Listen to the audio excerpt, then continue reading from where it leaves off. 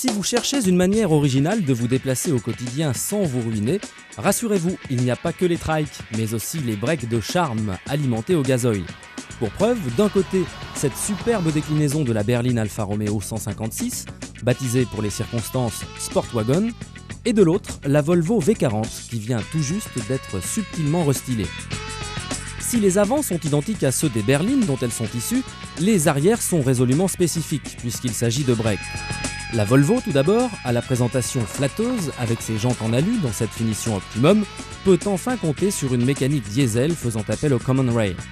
En utilisant le DCI mis au point par Renault, qui développe ici 115 chevaux, la V40 1.9D se repositionne comme une sérieuse concurrente sur ce segment.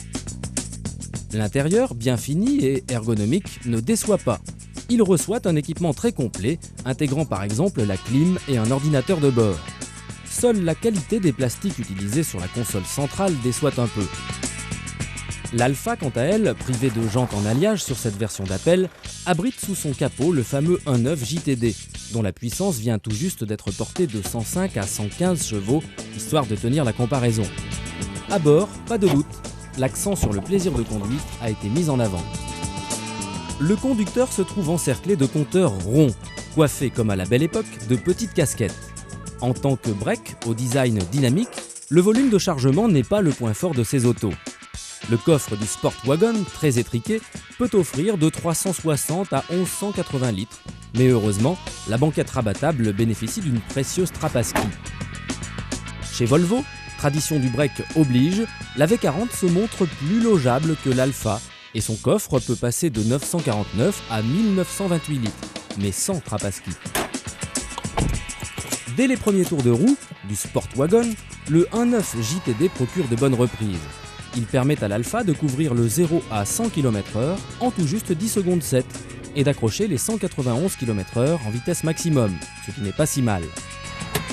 La Suédoise trompe bien son monde car si son moteur donne dans la sonorité agricole au ralenti, il délivre en revanche de vigoureuses accélérations bien supérieures à l'italienne. En effet, elle abat le 0 à 100 en seulement 10 secondes 5 et pointe en vitesse maxi à 195 km/h, et ça se sent.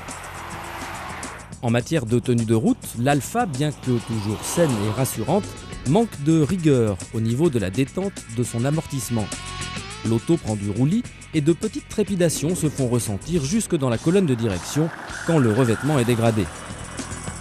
La V40, quant à elle, bénéficie de trains roulants entièrement repensés et procure un meilleur confort que dans l'Alfa.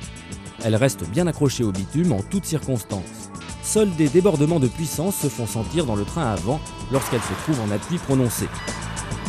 Vient l'heure de faire un choix. L'Alfa Romeo Sportwagon, perfectible en agrément de conduite et en qualité de fabrication, nous a littéralement tapé dans l'œil.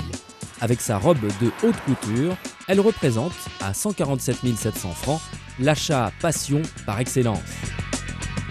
Affichée à partir de 156 445 francs en finition optimum, la belle V40 1.9D fait payer plus cher ses qualités.